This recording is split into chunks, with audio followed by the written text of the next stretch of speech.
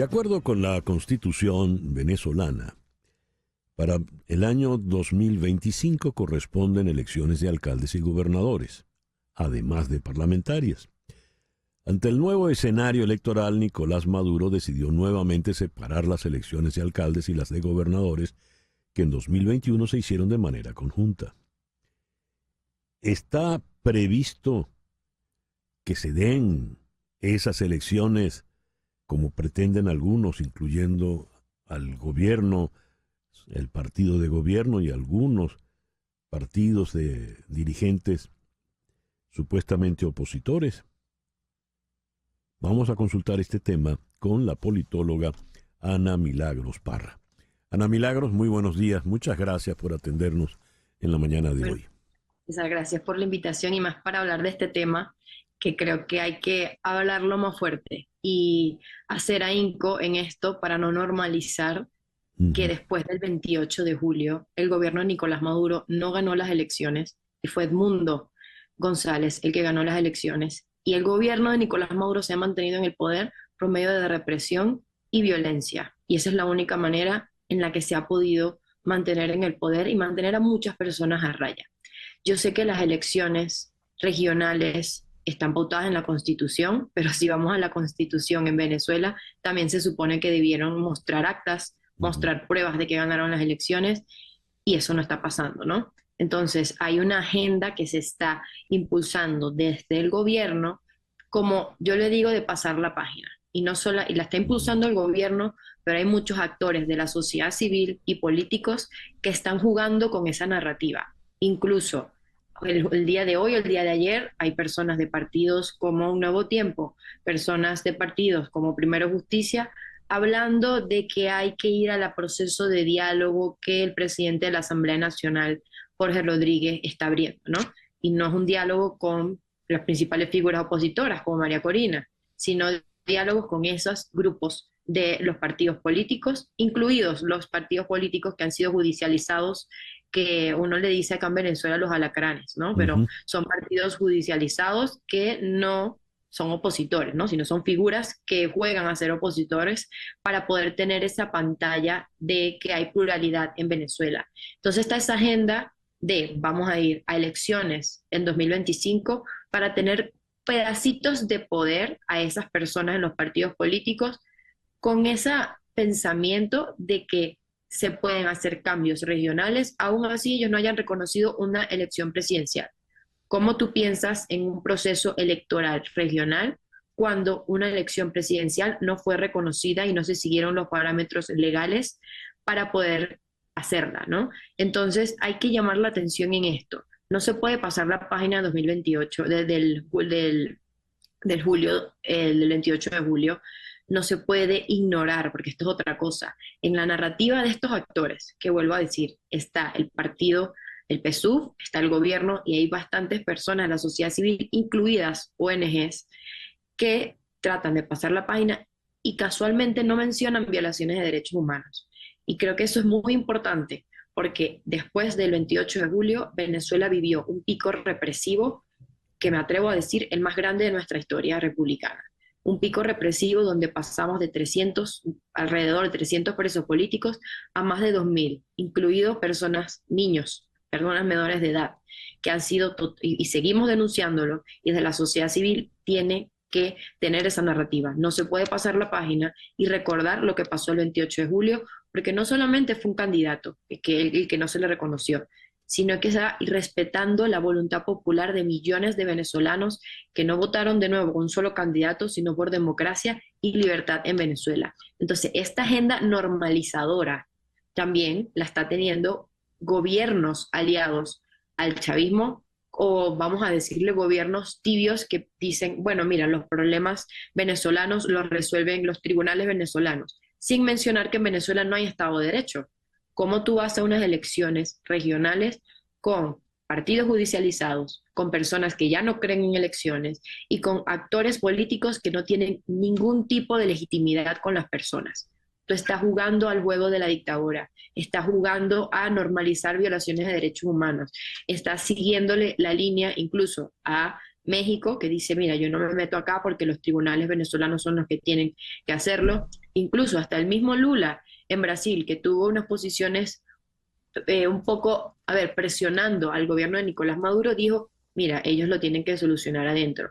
Y creo que es un papel y es una tarea que tenemos comunicadores, personas de la sociedad civil, ONGs, defensores de derechos humanos, políticos y ciudadanos, que no se nos olvide que el 28 de julio el ganador no fue el gobierno de Nicolás Maduro y que están en el poder solamente por violencia. Y es un precedente para la región también, porque ¿en qué momento se ha demostrado un fraude? ¿En qué momento se ha demostrado con papeles, con pruebas, que son las actas, pruebas que también son directamente del Consejo Nacional Electoral, porque no son las actas de la oposición, son actas que salieron de máquinas oficiales, que han rodado prácticamente Latinoamérica, que tenemos a expertos diciendo no podemos validar el resultado de la elección del 28 de julio, pero tú sigues una agenda normalizadora como si nada estuviese pasando, como si dentro de Venezuela la gente solamente viviera por miedo, pero hay una convicción de que se ganó unas elecciones y que ellos están allá gobernando Ujú. por lo que tienen, que son las armas, es la represión y la tortura. Ana Milagros, a ver, un sector del país quiere normalizar. Entiendo por ese verbo tan particular el pasar la página. Aquí no ha pasado nada. Nicolás Maduro Moros es el presidente reelecto, como él le gusta decir, y seguimos adelante ahora con unas elecciones regionales, de alcaldes, gobernadores y hasta parlamentarias. Ese es un escenario. El otro escenario es el que no normaliza, no acepta como normal lo que está ocurriendo e insiste en que Nicolás Maduro Moros no es el presidente reelecto, sino que el presidente electo es Edmundo González Urrutia, quien debe tomar posesión el próximo 10 de enero. Bien, dados esos dos escenarios, cuando llegue el 10 de enero del 2025, ¿qué va a ocurrir? Habida cuenta que un sector tiene la razón por la voluntad popular, porque lo apoya la Constitución, pero el otro tiene el poder, tiene el dinero, tiene la riqueza y tiene las armas. Históricamente suele ganar el que tiene el poder sobre el débil, porque David solo le ganó a Goliat en la Biblia, por ahora. ¿Qué va a ocurrir entonces, Ana Milagros? Si ponemos escenarios probables, lo más probable, y eso por eso yo no quiero nunca subir expectativas con respecto al 10 de enero, es que Nicolás Maduro se va a juramentar en Venezuela, se va a juramentar en la Asamblea Nacional y él va a decir que es el próximo presidente, es el presidente de la República, ¿no?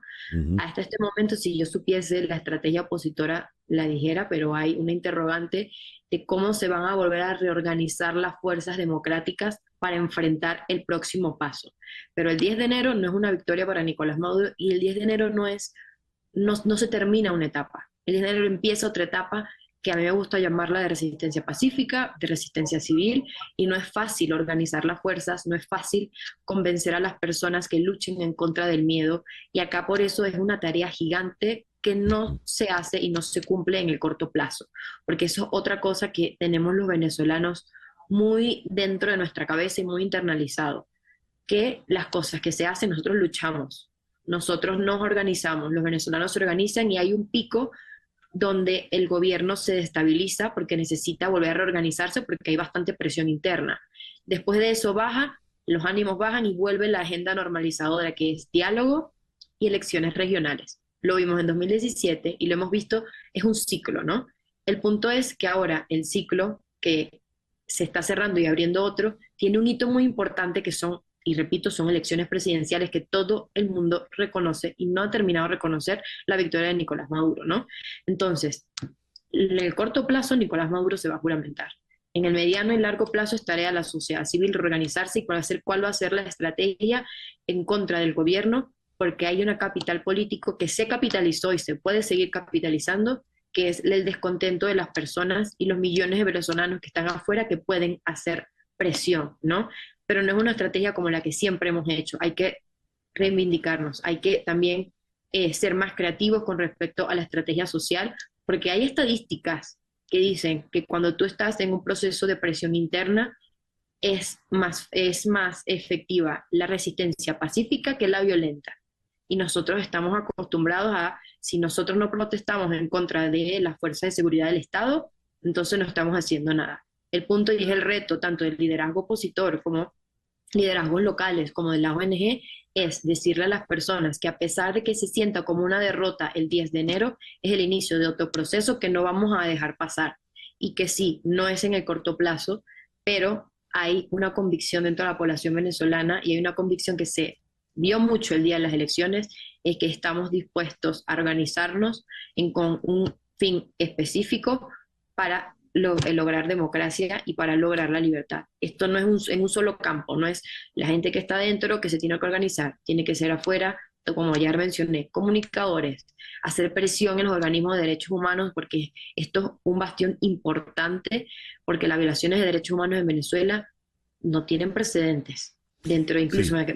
me atrevería a decir hasta en la región, y también la parte de la Corte Penal Internacional. Hay muchos focos donde el gobierno no está ganando. El punto es que lo que hicieron fue dispersar a la sociedad civil por medio del miedo y hay que volver a reorganizarse Y y eso no es tienes, fácil. y tienes un detalle, que tu líder está en la clandestinidad, ¿no? Y no puede hablar tampoco mucho. No No puede sabe, hablar, no se puede mover, no puede salir a que la vean, a hacer campaña. Eso es no lo un... puede hacer, pero los venezolanos somos la voz también de ella. Y algo que también me gusta resaltar, nosotros tenemos unos ciclos de presión donde cuando no se logra el objetivo en el corto plazo, los venezolanos ya como que se separan de ese liderazgo y lo responsabilizan y le dan culpa al respecto. Por ejemplo, pasó con Juan Guaidó, pasó en las protestas 2014, con María Corina eso no está pasando.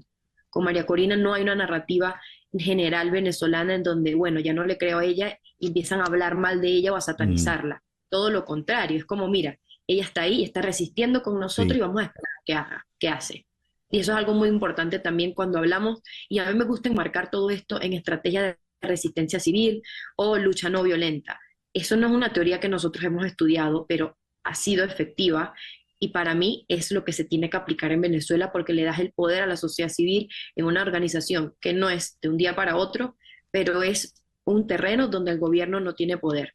Ellos ya, tienen poder en la violencia y en las armas, pero no en la organización y en la presión, y eso es algo que lo vimos en las elecciones. Se ya. presionó por medios no violentos y tuvieron un pico donde tuvieron que reorganizarse, incluso están teniendo purgas internas, porque Ujú, el tipo de régimen venezolano ya, no son estables por naturaleza. Entonces, yo sé que son muchas variables muy y yo bien. sé que es difícil comunicarle a la gente, pero hay que saber de que el 10 de enero, a pesar de que Nicolás Maduro seguramente no es una victoria para él y empieza otro proceso en lo que los venezolanos debemos reorganizarlo y tratar de callar las voces normalizadoras.